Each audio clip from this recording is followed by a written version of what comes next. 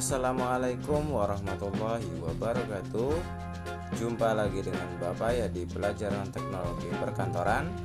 Di pertemuan pertama kali ini kita akan membahas mengenai peralatan dan perlengkapan kantor dalam pelajaran teknologi perkantoran di semester ganjil ini ya.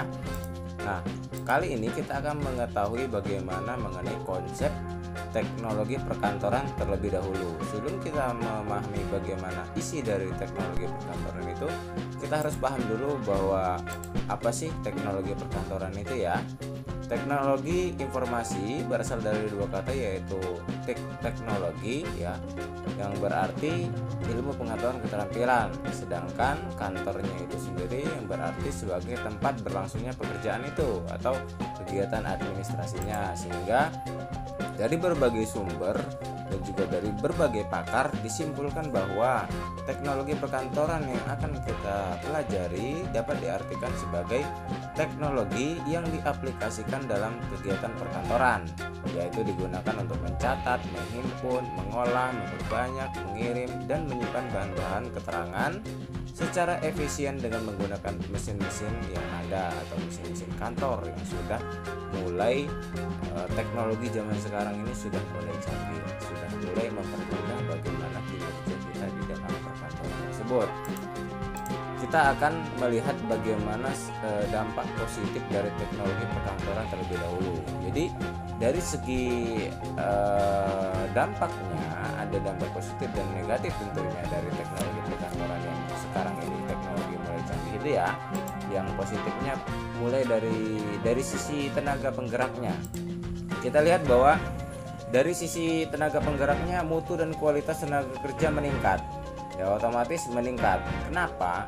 Karena ketika di zaman dulu kita misalnya untuk surat di zaman dulu harus ditulis tangan sampai akhirnya diketik menggunakan mesin tik, dan sekarang sudah bisa diprint, difotokopi, diperbanyak dengan cara yang sangat gampang ya. Dalam waktu yang singkat kita bisa memfotokopi berapa lembar. Sedangkan kalau kita kembali ke zaman dahulu itu untuk menulis surat itu harus lama sekali ya. Jadi mutu kualitas dari tenaga kerjanya sendiri bisa meningkat. Yang kedua, disiplin dan gairah kerja naik. Ya otomatis ketika semuanya serba mudah, serba instan ya, jadi disiplinnya lebih cepat, kecepatan dari si program itu dan juga pelaksanaan, misalnya seperti yang Bapak contohkan tadi, ketika membuat surat harus memperbanyak surat harus dalam waktu 3 hari, sedangkan kalau di fotokopi paling cuma berapa menit seperti itu. Jadi untuk dari disiplin dan juga gairah kerjanya tentu justru naik. Yang ketiga yaitu beban kerja dan pikiran relatif lebih ringan. Jadi karena waktunya juga lebih cepat, berarti kita lebih ringan dalam mengerjakan pekerjaan tersebut. Yang keempat adalah pendapatan tenaga kerja lebih meningkat. Jadi ketika waktu dan juga lebih efisien, otomatis dari segi pendapatan dan juga yang lain-lainnya pasti akan lebih meningkat, karena efisiensi pekerjaan tersebut menentukan waktu, pikiran, tenaga, dan yang lain-lain, sehingga ya otomatis itu akan meningkat. Kita lihat yang lain dari sisi prosedur kerjanya. Nah, apa sih dampak positifnya? Ya semakin mudah, semakin lancar, semakin sederhana, semakin singkat ya, dan efisiensi kerjanya lebih baik itu kalau dari prosedur kerja. Kalau dari hasil kerjanya, tentu saja kualitas produknya bisa meningkat. Nah, kuantitas produknya pun meningkat ya. Beda kualitas dengan kuantitas ini adalah jika kualitas itu misalnya bagus atau tidaknya kualitas produk itu ya. Kalau kuantitas itu banyaknya ya. Jadi Bapak kembali contohkan ke mesin fotokopi tadi. Kalau kita masih menggunakan cara yang lama bisa 3 hari untuk memperbanyak sebuah dokumen, tapi kalau menggunakan teknologi masa kini dengan fotokopi, kuantitasnya atau banyaknya kertas yang bisa kita dapatkan, hasil yang kita dapatkan akan lebih banyak seperti itu ya. Misalnya contoh lain misal seperti batik. seperti menjahit batik ya, membuat batik misalnya.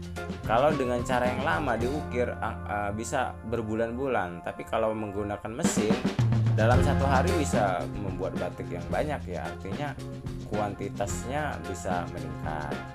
Terus yang ke C, standar mutu tertentu terpenuhi.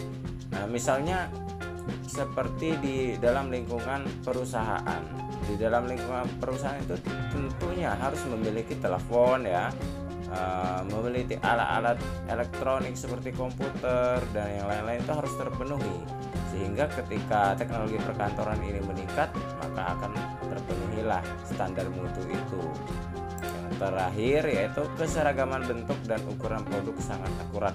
Jadi misal kita ingin melihat di dalam kehidupan kita sehari-hari seperti mie instan, bisa kalian lihat di mie instan itu gambar dan juga besar kecilnya bungkusnya ya. Bungkus mie instan itu kan sama ya, itulah keseragaman bentuknya dan ukuran produk itu sangat akurat. Jadi kalau kita disuruh menggambar plastik yang ada di mie instan itu tidak akan pernah sama mungkin ya, seperti itu. Tapi kalau menggunakan mesin, menggunakan teknologi perkantoran itu bisa saja sama persis, hanya margin errornya sedikit lah untuk berbedanya. Misalnya produksi HP antara HP Samsung yang berjenis apa misalnya A70 atau yang lain, kalau dia sejenis itu kan bisa seragam sama persis ya, bahkan dari ukuran layar dan juga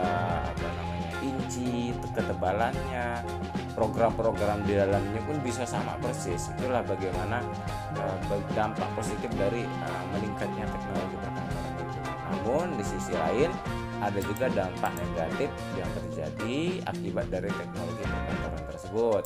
Yang pertama, sulit mencari tenaga kerja dengan kemampuan keterampilan tertentu. Misalnya di dalam perkantoran misalnya seperti yang terjadi saat ini, mengetik misalnya ya. Jadi pekerjaan mengetik ataupun memfotokopi. Jadi untuk mengetik dan memfotokopi itu membutuhkan skill dan kemampuan yang mumpuni. Jadi ketika orang baru kerja terus disuruh ngetik itu tidak akan bisa, kecuali dia memang pernah belajar mengetik. Atau begitu juga ketika kita memfotokopi ya, sulit. Yang kedua, menambah pengangguran. Nah, ketika tenaga kerja itu sulit didapatkan, itu akan menambah pengangguran ya. Kenapa? Karena lapangan pekerjaannya ada, tapi si tenaga yang akan kerjanya itu tidak mumpuni sehingga tidak bisa diambil untuk bekerja di situ. Otomatis si orang tersebut menjadi pengangguran salah satunya. Yang ketiga itu pemeliharaan mesin yang kurang baik akan menimbulkan pemborosan. Nah, misalnya seperti printer kalau tidak rajin kita bersihkan, tidak rajin kita gunakan, dan juga perawatan penggunaannya juga tidak sesuai, sehari kita bisa ngeprint banyak sekali seperti itu akan cepat rusak. Tapi kalau kita rawat, misalnya sehari hanya boleh 20 lembar atau 40 lembar atau 50, itu akan menjadi pemeliharaan yang bagus. Tapi kadang untuk di kantor karena orangnya banyak, ada satu orang yang memelihara dan orang lainnya tidak bisa memelihara, itulah yang menimbulkan pemborosan, biasanya seperti itu. Yang selanjutnya, jika terjadi penggantian mesin baru akan berakibat pada perubahan metode, prosedur, dan perlu diadakan pelatihan tenaga kerja baru. Jadi misal seperti dari zaman mesin tik, ketika kita belajar mesin tik ya, ketika karyawan itu sudah mahir menggunakan mesin tik, ketika ada perubahan menjadi komputer di zaman sekarang ini pasti harus belajar, karena mesin tik itu hanya untuk mengetik, sedangkan program dan yang lain-lainnya tidak ada di mesin tik. Di komputer baru ada ya, di laptop seperti misalnya ada yang dinamakan Windows dan yang lain-lain, banyak yang perlu dipelajari lebih lanjut. Nah, itulah dampak negatifnya. Jadi ketika si alat itu berubah, otomatis perubahan sistemnya juga atau metode prosedurnya juga akan berubah. Nah, kita akan melihat bagaimana yang selanjutnya mengenai jenis-jenis perlengkapan kantor. Yang pertama yaitu mesin-mesin kantor atau dalam bahasa kantornya kita sebut dengan office machine ya. Contohnya seperti printer, ada juga mesin tik, ada juga mesin kas register ya. Mesin-mesin kantor ini segenap peralatan kantor yang digunakan untuk menyelesaikan pekerjaan kantor, baik yang bekerja secara mekanis, elektrik maupun elektronis. Seperti ini contoh-contohnya bagaimana mesin-mesin kantor tersebut. Selanjutnya ada perabot kantor atau kita sebut dengan office furniture. Perabot kantor ini adalah benda-benda kantor yang pada umumnya terbuat dari kayu atau besi dan dipergunakan untuk melaksanakan tugas tata usaha. Biasanya perabot kantor ini awet dan tahan lama, misal seperti lemari kantor nih untuk membuat rak buku seperti itu ya, untuk menyimpan buku, atau meja kantor ya seperti itu ya, atau kursinya. Jadi itu adalah bagian dari perabotan kantor. Selanjutnya yang C itu perabot kantor tempelan atau office fixture ya. Hampir sama dengan perabot kantor, hanya saja untuk perabot kantor tempelan ini yang memang ditempel ya, sesuai dengan namanya, perabotan bagian dari perabot kantor tapi yang bagian yang ditempel, misal seperti ini. Nah, seperti ini ya, ditempel di dinding, misalnya ditempel di tempat apa lain, ini bagian dari perabotan kantor tempelan. Yang selanjutnya adalah bekal kantor atau kita sebut dengan office supplies. Maksud dari bekal kantor ini adalah bukan makanan ya, bukan makanan untuk bekal di kantor, bukan, tapi maksudnya adalah benda-benda yang habis dalam pemakaian sehari-hari di kantor. Seperti kertas misalnya, kertas kalau sudah dipakai ya sudah habis seperti itu ya. Atau misalnya seperti tinta itu kalau sudah kita pakai sudah kering ya habis, sudah seperti itu ya. Jadi intinya bekal kantor ini yang dimaksud adalah yang langsung habis dipakai. Dan banyak lagi contoh-contoh lain yang bisa kalian temukan dalam dunia perkantoran. Yang terakhir adalah hiasan kantor. Maksud dari hiasan kantor ini atau office ornament ini ya, jadi di dalam sebuah kantor itu tidak mungkin kita kosong ya, misalnya ruang kerjanya kosong.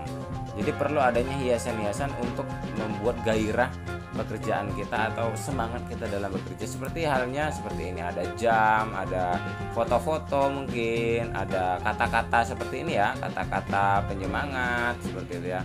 Ini dinamakan dengan hiasan kantor. Sebenarnya tidak wajib, tapi ini akan memperindah dan menyemangati kita dalam bekerja. Nah, intinya hiasan kantor itu seperti itu. Jadi memperindah ruangan pekerjaan kita, jadi menyemangati kita dan membuat kita betah di dalam ruangan kantor tersebut. Nah, ini ada sebuah latihan yang harus kalian kerjakan. Mudah-mudahan pembelajaran kita hari ini menyenangkan dan bermanfaat. Wassalamualaikum warahmatullahi wabarakatuh.